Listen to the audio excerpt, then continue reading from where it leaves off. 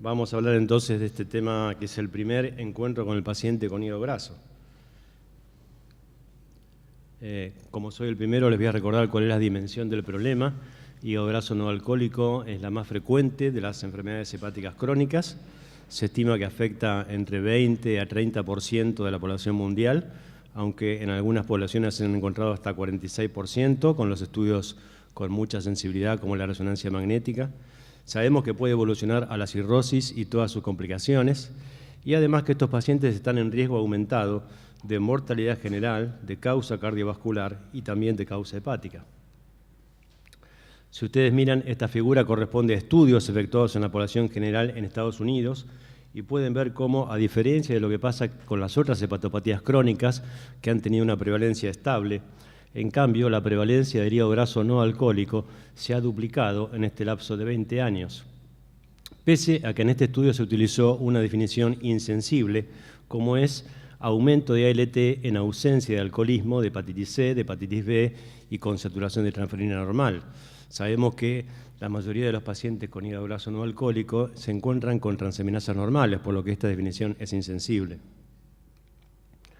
Pero, pese a esto, este estudio nos sirve para demostrar que en el último periodo, cuando tomamos cuál es la prevalencia relativa del hígado graso entre las hepatopatías crónicas, podemos ver en la última barra cómo en este momento 3 de cada 4 pacientes con hepatopatía crónica tienen hígado graso no alcohólico.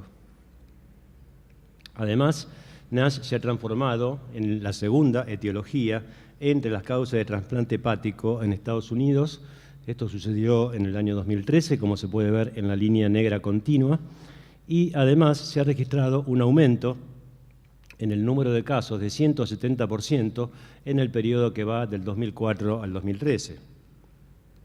Además, los expertos piensan que como consecuencia de los significativos avances que estamos teniendo en el tratamiento de la hepatitis C, con lo cual se obtiene la erradicación viral en más del 90% de los pacientes tratados, muy probablemente hígado graso no alcohólico se va a tornar la primera o segunda causa de necesidad de trasplante hepático en el futuro.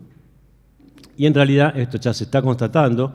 Vemos aquí esta figura que corresponde a la base de datos del UNOS en Estados Unidos, todos los pacientes adultos listados para trasplante en este periodo del 2004 al 2015, y podemos ver cómo hubo una reducción muy significativa de 48% en el número de pacientes listados por hepatitis C por cirrosis descompensada. Esto mismo se ha demostrado también en la Unión Europea y en el Reino Unido. Entonces, ¿por qué está pasando esto? Esto está pasando porque hígado graso no alcohólico es la manifestación hepática del síndrome metabólico. Ustedes ya conocen los principales componentes: obesidad central, dislipidemia aterogénica, la intolerancia a la glucosa o diabetes y la hipertensión arterial. Entonces, ¿cómo nos llega al consultorio de hepatología el paciente con hígado graso no alcohólico? Tenemos varias posibilidades. La más común es que nos llega un paciente totalmente asintomático, se trata de un adulto joven o de edad mediana, generalmente con obesidad central y algún componente del síndrome metabólico. En este paciente, en general, lo que hubo es un hallazgo incidental en un chequeo de rutina de un hígado hiperecogénico en la ecografía, o menos comúnmente un aumento inexplicado de la ALT. Otra posibilidad es que nos llega un paciente que estaba asintomático, diabético conocido, y a quien su médico tratante, su diabetólogo, le hizo screening para ver si tenía hígado graso no alcohólico. Esto es algo que está recomendado, pero no todos los diabetólogos lo están haciendo, al menos hasta el momento. Otra posibilidad menos frecuente es que el paciente ya tuvo un evento vascular importante, como por ejemplo un infarto de miocardio, y en la internación se le detectó hígado hiperecogénico o aumento de la ALT. Y menos frecuentemente aún tenemos pacientes asintomáticos, pero conocidos como una historia de obesidad o de diabetes de larga data, en quien los chequeos de rutina ya detectan una plaquetopenia persistente como signo de hipertensión portal, o incluso una lesión nodular hepática, y finalmente terminamos diagnosticando un hepatocarcinoma. Esta también es una posibilidad, aunque un poco menos frecuente. Esto entonces me sirve como para pasar este primer aviso. Estas son recomendaciones de la última guía de la Sociedad Europea de Hepatología, pero fíjense que se hizo en forma conjunta con la Sociedad de Diabetes y con la Sociedad de Obesidad. Y una de las primeras recomendaciones es la siguiente: en todo paciente con obesidad, con diabetes o con síndrome metabólico debería ser investigado para ver si tiene hígado graso no alcohólico. Y la que nos compete a nosotros: todo paciente con hígado graso no alcohólico debería ser investigado para la presencia de síndrome metabólico o de diabetes. Pasado este aviso, ¿qué es lo que tenemos que hacer en la evaluación inicial de un paciente con esteatosis? Tenemos que descartar causas secundarias, interrogar sobre historia de alcohol, sobre drogas esteatogénicas, sobre la historia familiar y personal de diabetes, hipertensión, como para ver si esto apoya la posibilidad de síndrome metabólico, evaluar el perímetro de la cintura, el Body Mass Index, enzimas hepáticas. En los pacientes con las enzimas elevadas vamos a tener que descartar marcadores de hepatitis virales y otras causas de aumento de la LT.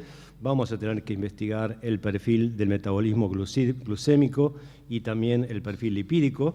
Y en una segunda instancia, investigar qué es lo que pasa con la ferritina, que está elevada en un 50% de estos pacientes, y descartar, en segundo lugar, si presentan una hemacromatosis hereditaria. Y después comenzar con el screening de enfermedades que tienen una mayor prevalencia en estos pacientes, como enfermedades tiroideas, enfermedad celíaca o síndrome de ovarios poliquísticos. Una vez descartado el hígado graso secundario, vamos a enfocarnos en el estudio más a fondo del hígado graso no alcohólico primario, que es el que se asocia al síndrome metabólico. Tenemos que recordar que engloba un espectro amplio de situaciones clínicas e histológicas que tienen diferente pronóstico y que tenemos dos variantes principales: la esteatosis simple y la esteatohepatitis no alcohólica o NASH. Y que cada paciente tenemos que saber que puede evolucionar desde la ausencia completa de fibrosis hasta la presencia de fibrosis hepática progresiva, cirrosis y todas sus complicaciones. Recordemos que estas dos variantes, esta clasificación, está basada en los hallazgos histológicos, y esto nos trae la primera dificultad. La esteatosis simple se llama así cuando el paciente tiene esteatosis macrovesicular en más de 5% de los hepatocitos, con inflamación inespecífica que puede estar presente, pero no debe haber valorización, y en general estos pacientes tienen poca fibrosis. Mientras que en la variante NASH, además de la esteatosis, tenemos que tener inflamación lobular y valorización, un signo considerado como de injuria celular, y esto puede ser con o sin fibrosis. Además, recordemos que esto tiene implicancias pronósticas, ya que la esteatosis simple generalmente es una entidad más benigna, con menos capacidad de progresión, mientras que la esteatohepatitis es la que tiene el mayor potencial de evolucionar a la fibrosis severa, cirrosis y todas sus complicaciones, incluyendo el hepatocarcinoma. Ahora, tenemos que saber que no son compartimientos estancos. La esteatosis simple puede evolucionar a la esteatohepatitis, como ha sido demostrado en dos estudios recientes, pacientes que en la biopsia inicial tenían esteatosis simple y que mostraron NASH en la biopsia final en 44 y en 66 y en 64% de los casos, esto generalmente asociado a una peoría de los parámetros metabólicos, como por ejemplo desarrollo de diabetes. En la variante NASH sabemos que puede provocar todas estas complicaciones, evolución a cirrosis, a hepatocarcinoma, y que se asocia a un aumento de la mortalidad global y de la mortalidad de causa hepática. Después de varios estudios individuales, este metaanálisis, que abarcó 7 estudios comparando la mortalidad general en estos pacientes con lo de la población control, se encontró que realmente tienen un aumento significativo en la mortalidad general, que es de aproximadamente 57%. Entonces, lo que tenemos que recordar, cuáles son las causas de mortalidad en estos pacientes. La primera causa, por lejos, son las enfermedades cardiovasculares.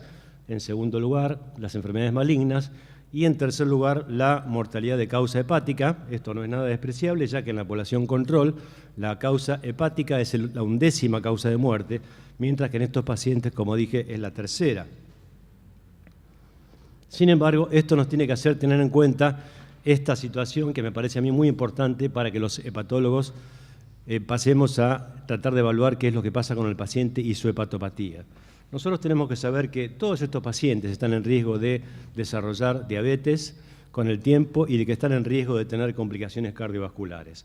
Pero no todos los pacientes están en riesgo de tener complicación hepática importante, es de tener morbi o mortalidad hepática. Y eso es lo que me parece a mí muy importante que nosotros los hepatólogos tenemos que definir. Si el paciente que tenemos enfrente en ese momento tiene riesgo o no de presentar durante el seguimiento morbi o mortalidad de causa hepática. ¿Cómo hacemos para responder esa pregunta? Bueno, la respuesta está dada en conocer dos características que son histológicas.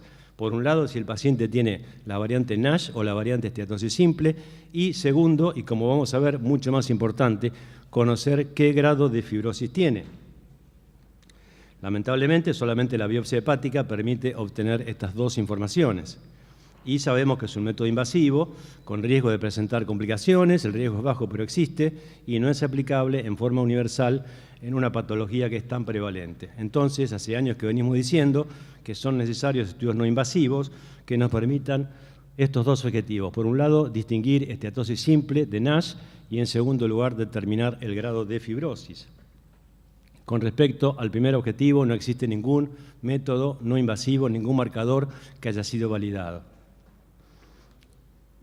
Sin embargo, como les voy a mostrar en las próximas diapositivas, los últimos años, algunos estudios, 4 estudios muy importantes, nos mostraron que el grado de fibrosis hepática es un predictor muy importante, no solo de complicaciones hepáticas y de mortalidad hepática, lo cual es totalmente esperable, sino que también puede tener influencia sobre la mortalidad general y sobre la mortalidad cardiovascular.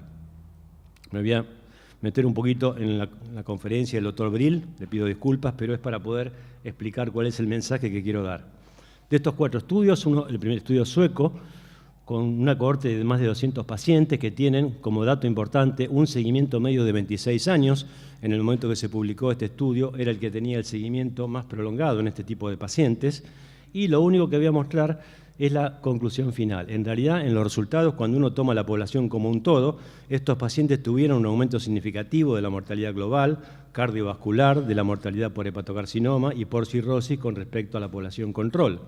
Pero cuando uno los separa, de acuerdo a los hallazgos en la biopsia basal, como se puede ver arriba, los pacientes que comenzaron con una fibrosis leve, pacientes con fibrosis leve, no sé cómo funciona acá, pacientes con fibrosis leve, con cualquier grado de actividad inflamatoria, en realidad no tuvieron una mortalidad diferente de la población control, mientras que son los pacientes con fibrosis severa en la biopsia inicial los que realmente se diferencian en el seguimiento en lo que hace a la sobrevida. Conclusión, los pacientes con fibrosis hepática severa son los que tuvieron el peor pronóstico y los pacientes que tienen un score de actividad alto pero fibrosis no severa no tuvieron una mortalidad aumentada. Segundo estudio muy conocido también del doctor Angulo, la fibrosis hepática está asociada con resultados clínicos a largo término. Se trata de una serie de más de 600 pacientes donde se investigó cuál era la relevancia pronóstica de los hallazgos de la biopsia hepática basal, todos los hallazgos de la biopsia, como por ejemplo NASH versus no NASH, grado de fibrosis, etc. Y los resultados analizados fueron la mortalidad global o trasplante hepático y las complicaciones hepáticas. También les voy a mostrar solamente la conclusión del estudio, que fue que el grado de fibrosis y no los otros rasgos histológicos, como por ejemplo NASH versus no NASH, fue lo único que se asoció en forma independiente con la mortalidad global a largo plazo, con trasplante y con los eventos hepáticos, las complicaciones de la cirrosis. El tercero, un estudio de la población general en Estados Unidos, el estudio NHANES, que analizó 11.000 individuos.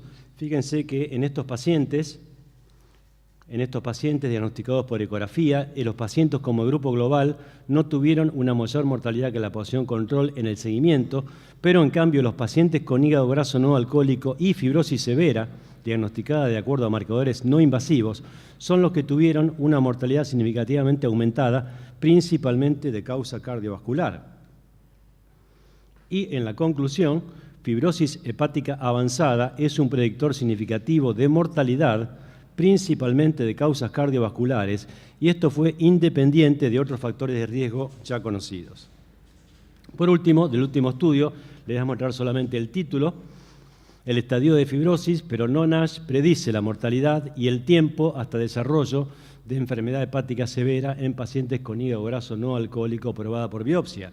Otro estudio del grupo sueco, con más de 600 pacientes en este caso, que tienen una biopsia hepática basal y un seguimiento a 20 años. De modo que la conclusión de los 4 estudios es que el grado de fibrosis hepática es el determinante más importante de los resultados hepáticos, pero además estudios recientes que tienen resultados muy provocativos sugieren que también podría influenciar la mortalidad global y la mortalidad de causa cardiovascular.